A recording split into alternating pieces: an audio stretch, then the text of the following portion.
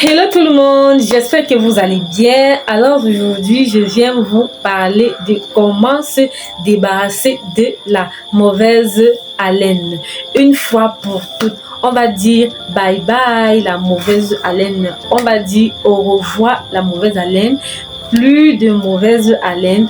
On pourra maintenant parler devant un public ou devant les gens sans toutefois avoir honte.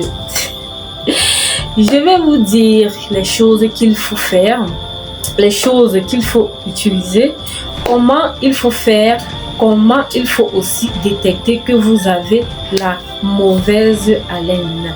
Parce que vous voyez, il y a les gens là dehors, il y a les gens là dehors qui souffrent de mauvaise haleine et ils ne le savent pas.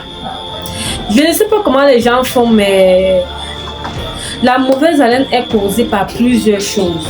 Ça peut être aussi causé par un truc naturel. Il y a les gens qui ont des maladies à l'intérieur de l'organisme et ils sont malades, ce qui pousse à avoir une haleine vraiment désagréable, vraiment dégoûtante. Après, vous allez devoir aller chez un dentiste et tout, voilà, pour voir si tout va bien. Mais aujourd'hui, je viens vous dire comment vous débarrasser de cette mauvaise haleine-là. La première des choses qu'il faut faire, c'est se rassurer de bien brosser ses dents. Et oui, les amis, s'il vous plaît, brossez bien ses dents sans toutefois oublier de brosser sa langue.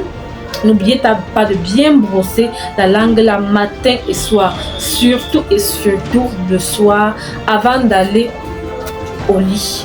Et toujours passer un fil dentaire entre vos dents pour enlever tous les débris de nourriture qui sont calés entre vos dents. Bien sûr, on recommande aussi de boire beaucoup d'eau. Donc, quand votre corps est hydraté, vous avez plus de salive dans votre bouche et quand la salive est en rotation dans votre bouche, vous avez moins de mauvaise haleine car vous avez quelque chose à avaler ou alors à rejeter. Ok? Mais quand vous n'êtes pas hydraté et votre bouche est sèche, voilà, vous n'aurez rien à avaler ni rien à cracher. Du coup, vous aurez une mauvaise haleine. Si vous cherchez ce que vous allez grignoter en longueur de journée, par exemple, pour éviter la mauvaise haleine, pour ne pas avoir une bouche fermée et quand vous allez l'ouvrir, il y aura une mauvaise haleine, vous pouvez grignoter quelque chose. Vous pouvez grignoter quelque chose comme les pommes, comme les carottes. Il y a plusieurs autres choses, bien sûr. Si vous voulez le faire du côté naturel, vous pouvez également mâcher les feuilles de menthe. Vous pouvez prendre 3 feuilles de menthe, vous allez mettre dans votre bouche. Elle va automatiquement vous donner une bonne haleine. Vous pouvez également utiliser les bains de bouche. Voilà, les bains de bouche, on en trouve dans les pharmacies, dans les supermarchés. Après vous être brossé les dents ou après avoir mangé sec, l'eau non seulement va venir hydrater votre corps. Quand je parle de votre corps, la tête fait partie du corps, la bouche également fait partie du corps. La tête aussi fait partie du corps, la bouche également fait partie du corps. Donc, ce que vous pouvez faire, c'est que si c'est midi par exemple, vous avez mangé la viande ou quelque chose qui est collé entre vos dents, vous pouvez prendre un cure-dent ou si vous avez un fil dentaire pour vous nettoyer vos dents et utiliser votre bain de bouche pour rincer directement votre bouche pour enlever toute cette saleté là dans la bouche. Voilà. Donc, vous pouvez mâcher du chewing-gum sans sucre pour ceux qui mâchent du chewing-gum ou non sucré pour ceux-là qui mâchent du chewing-gum. Et rassurez-vous que ce chewing-gum contient du xylitol. Voilà, un chewing-gum qui contient du xylitol va vous aider à créer plus de salive dans la bouche.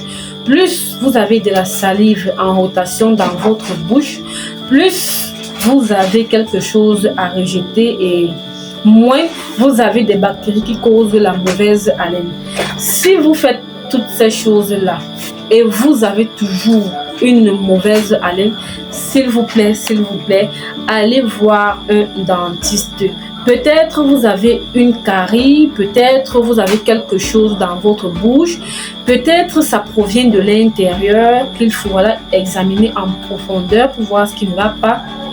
Donc, il est important d'être conscient de vos odeurs corporelles personnelles, surtout la mauvaise haleine et également, voilà, vous avez compris.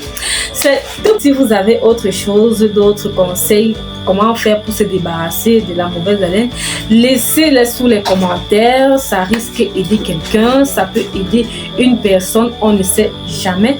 Donc voilà mes amours, c'est la fin de cette vidéo. Je vous remercie d'avoir regardé et bien sûr, on va se reprendre dans ma prochaine vidéo. Bien des choses à vous. Bisous, bye bye.